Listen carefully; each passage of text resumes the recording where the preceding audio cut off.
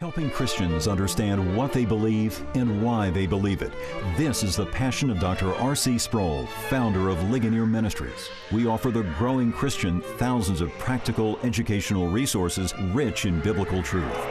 Each is created to help you understand Scripture and apply it to your daily living. Ligonier Ministries is here to equip you to give an answer for the hope that is in you. The Bible teaches nothing less than a whole world and life view, comprehensive enough for the inquiring scholar, simple enough for the child, yet so profound as to answer the deepest questions of meaning. A mind renewed by the Word of God can change the family, church, and the world. All of our resources draw on the rich heritage we have as Christians. Let us know today how we can help you continue your journey to the renewed mind.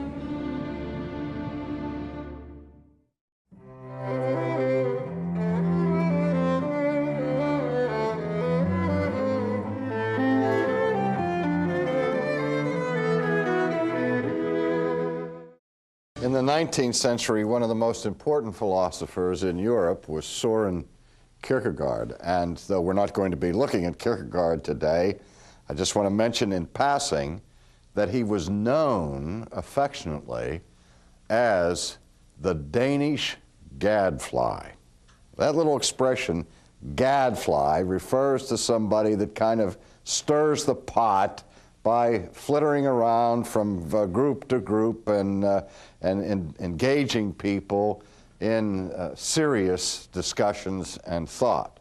Well, the first philosopher in history that was known as a gadfly was Socrates. Socrates was called the gadfly of Athens because of the controversy in which he was engaged by trying to provoke people to think more deeply than they were accustomed to doing. Socrates is famous for initiating the phrase, "The unexamined life is not worth living."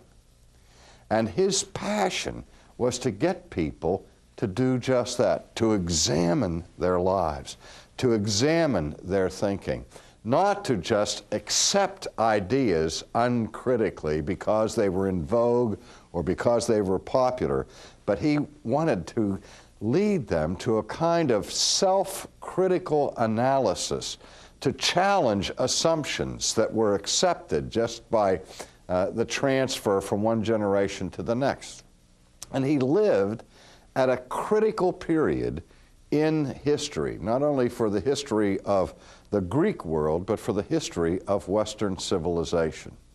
In fact, some people have argued that ancient Greek civilization was at such a critical moment when Socrates appeared on the scene that he not only saved the civilization of his own nation, but that he was the at least temporary savior of Western civilization in his time.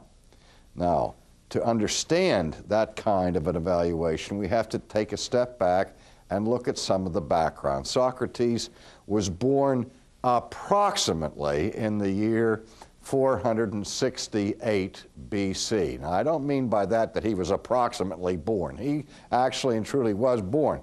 But we don't know exactly what year it was, but it was probably 468, 469 BC. And that was a very important time in Greek history because Socrates grew up in Athens and lived, in the first instance, during the period of the highest success and power of the Greek nation up until that point, and particularly the greatest success of Athens. But it was also during his life that the wars came to pass between the city-state of Athens and the city-state of Sparta. Now, you remember the adage that the Spartans had who trained their young men to be warriors, and when they would go off to war with their shields, the maxim that was given to the young soldier was, "You come back with your shield or on it."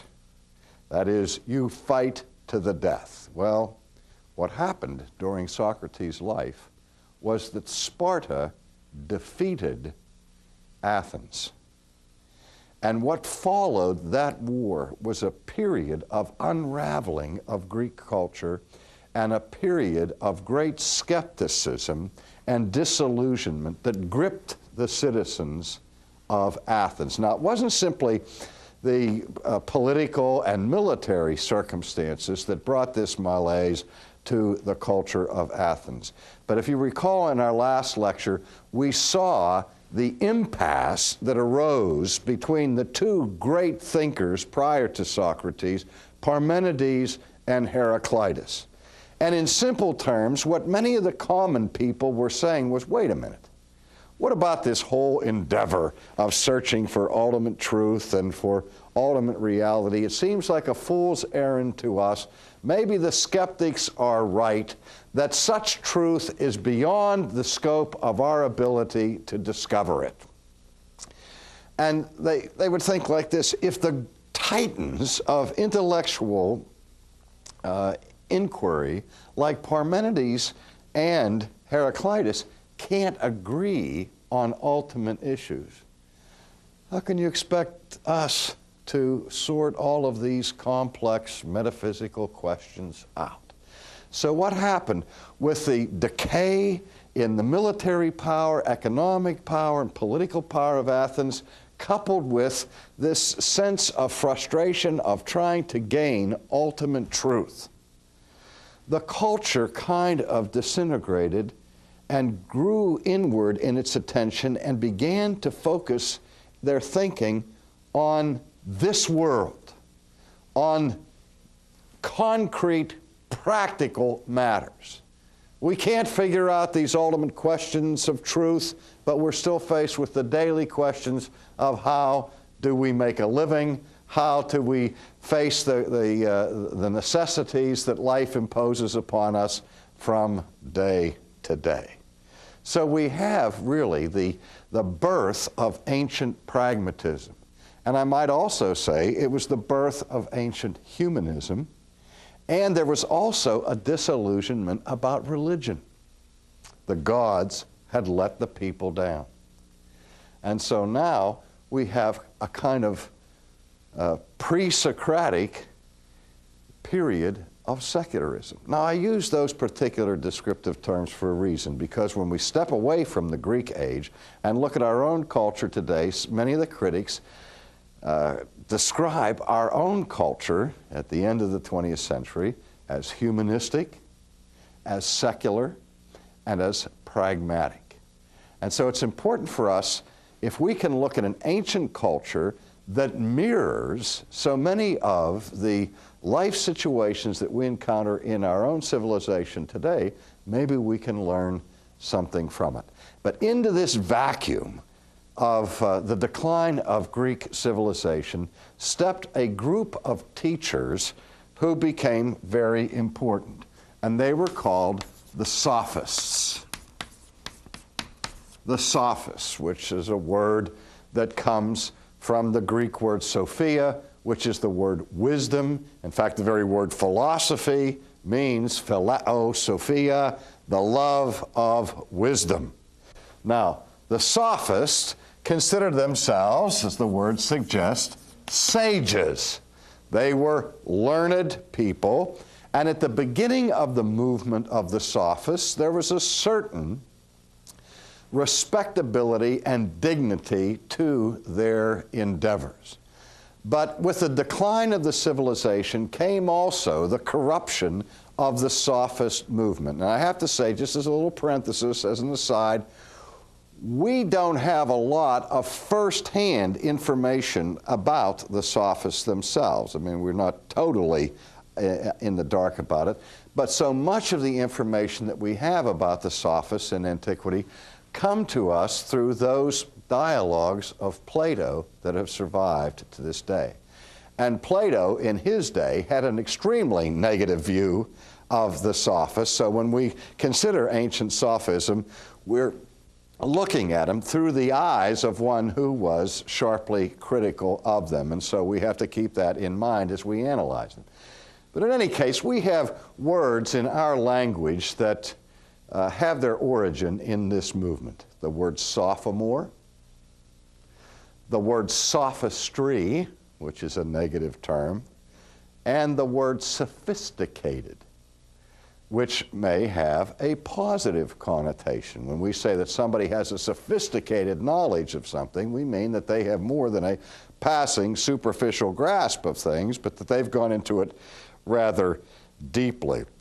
But really, in the development of language, originally even the term sophisticated had a negative connotation, meaning somebody who was simply superficial, who gave an outward display of beauty or an outward display of knowledge or ability, but once you scratch the surface, you don't find much substance there.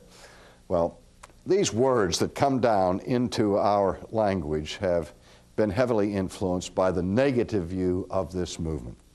Now, the sophists, as I say, were professional teachers. What I mean by professional teachers is that they charged fees for their pedagogy. And they were itinerant teachers. That is, they went from village to village and from town to town to give their courses and their teaching.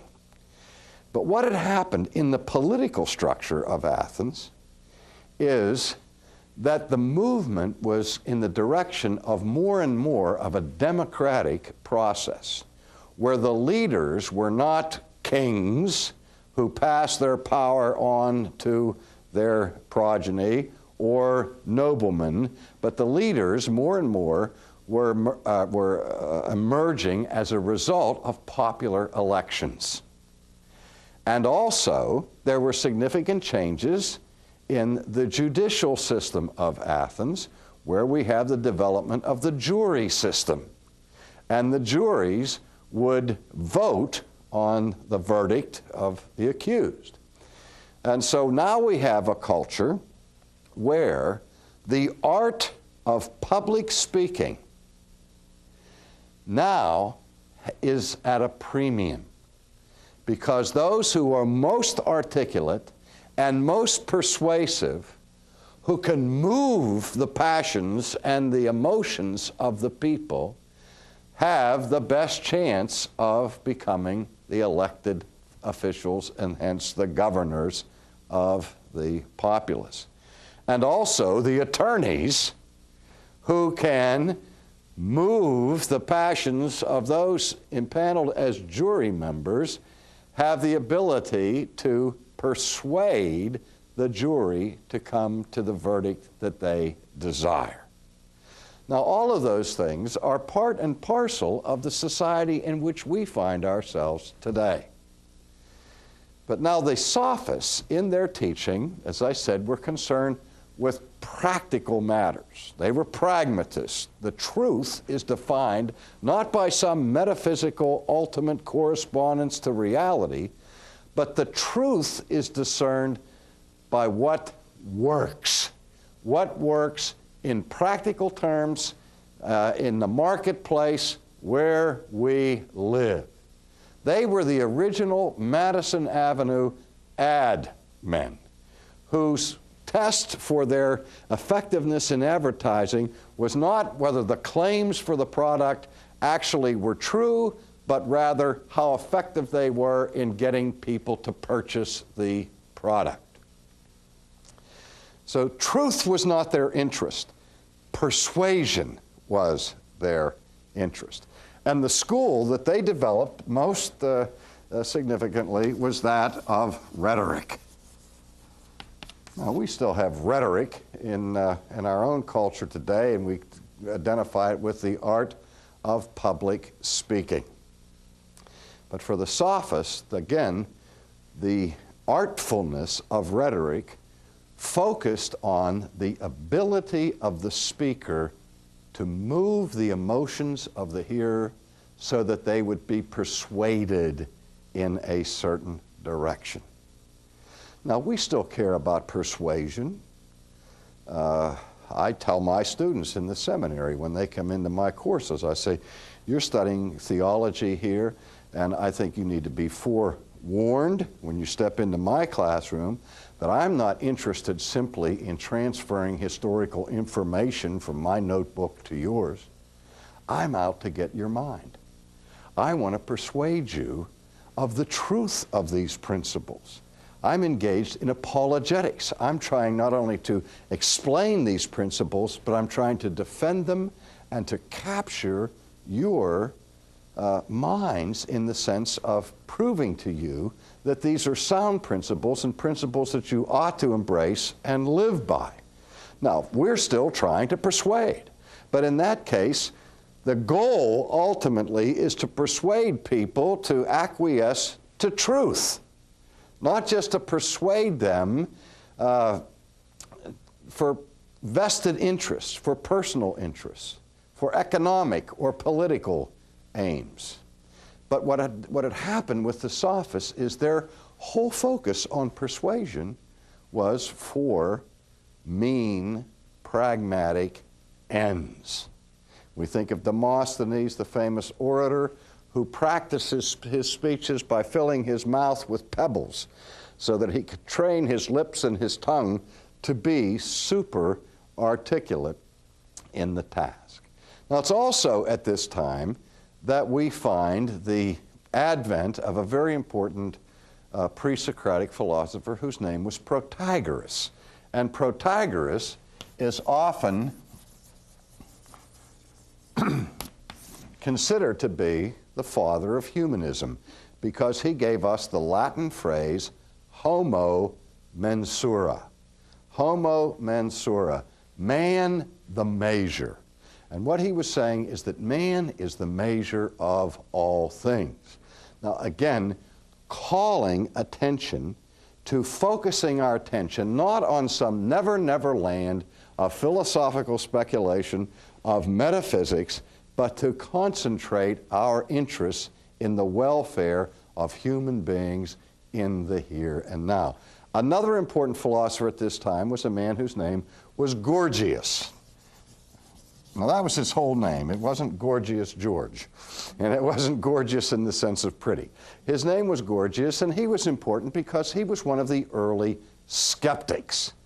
And he said that that the good, that which is good, or that which is right, is that men perceive to be that which works for their own vested interests. Let me say it again. The right or the good is defined in terms of what advances your own agenda, your own vested interest. Now think of this in terms of modern self-interest groups, lobby groups, and all the rest, where we just say, well, everybody has a right to advance their own concerns, and we have reduced the very concept of the good or the right to human preferences. In an age of relativism that says there are no absolute goods, or there's no absolute right or wrong, it's however you perceive it, whatever you prefer it to be. That has roots way deep in Western history with the skeptical philosophy of people like Gorgias. Now, it's into that venue, into that environment, that Socrates stepped. He was passionately concerned that what was going on around him would be fatal to science, to the pursuit of truth in any arena, to the dignity of the court system and of the political structures themselves. And at the very heart of his concern was what he perceived to be the wholesale loss of virtue. Think of Bennett's book on virtue that was recently a bestseller in our own culture, where we are facing the same kind of disintegration in our culture today, a fundamental loss of virtue. And Socrates was not satisfied to accept this as the fate of Athens. And so he went about the city, engaging students, engaging people in deep conversations, trying to awaken them to the deeper questions of truth and the great issues that faced the nation of his day. He wasn't content simply to examine his own life, but he wanted to get other people to begin challenging the assumptions of their culture and to begin examining their own premises and their own thinking. And so he's famous for several things, not the least of which is that he is the one, of course, who invented what we call the Socratic Method. And the Socratic method of discovering truth is the method of dialogue. He would engage people in dialogue and ask them probing questions. And as the person would respond, Socrates would help them move along in their own self-examination by asking more questions and deeper questions. In other words, he didn't just stand in the middle of the town square and preach and deliver lectures. He was more like Lieutenant Colombo, you know. He'd say, do you mind if I ask you a personal question? And he would then engage people in dialogue. And you see the value of that method of teaching when you see the vast corpus of writings that his most famous pupil wrote, Plato. When we think of Plato and his writings, what do we call them? The Dialogues of Plato, where there's an issue that is introduced at the beginning of the dialogue. And then he moderates a discussion that goes on between representatives of different schools of thought. And then finally, Socrates comes in to the dialogue and unravels the mystery of whatever issue it is that they are discussing. And so, Socrates thought that by forcing people to think, he could move them from that superficial plane of sophism and get them into a more deep consideration of truth. He was, what we might say, the original paradigm of education. His goal was to educate. And that word educate means literally to lead out of, il duce, the leader, remember? And ed, or the E at the beginning, means from or out of, e duce. Educate. To lead out of. To lead out of what? To lead out of ignorance. Now, Socrates said the very first thing that has to happen for any true knowledge to be gained, for anyone to ever become knowledgeable, to gain an understanding of virtue, and to truly be educated, was the admission of ignorance. And that's one of the hardest things for any of us to admit, that we are ignorant about anything. But Socrates said, once the person admits that he or she is ignorant, now the possibility is opened to lead them to a deeper understanding of truth. Now again, his principal concern was to come to an understanding of virtue. Virtue being the good or the right. And he believed this not only in an abstract way, but in a very concrete way. He believed that how we act, how we behave, is in the first analysis a matter of proper knowledge. He didn't embrace a biblical concept of original sin as we would, but what he was saying is that part of the problem we have with our behavior is that we don't know what right behavior is. Before we can possibly act in a good way, we have to first understand what a good form of behavior is. And so he focused his attention on helping people understand virtue. What is honesty? What is industry? What is justice? And he would push them beyond the idea of vested interests or self-interest to come to the deeper understanding of these concepts by which human life, human virtue, and the virtue of a society stand or falls. Now, one could look at Socrates and say that his life was a failure. He was executed.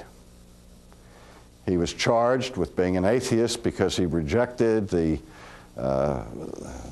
pagan deities of the city, but more seriously with corrupting the youth of Athens because he was challenging their ideas. And he was forced to drink the hemlock. And Plato was his most famous student, and Plato presumably attended the execution of Socrates and met with Socrates in his cell and discussed his impending death with him and was overwhelmed by the remarkable calmness and confidence that Socrates had with respect to life after death. Well, as I said, Socrates, to our knowledge, didn't write anything. Virtually what we know of his thinking and we know of his ideas comes through the speeches put in his mouth by his most famous student, Plato, whom we will examine in our next session.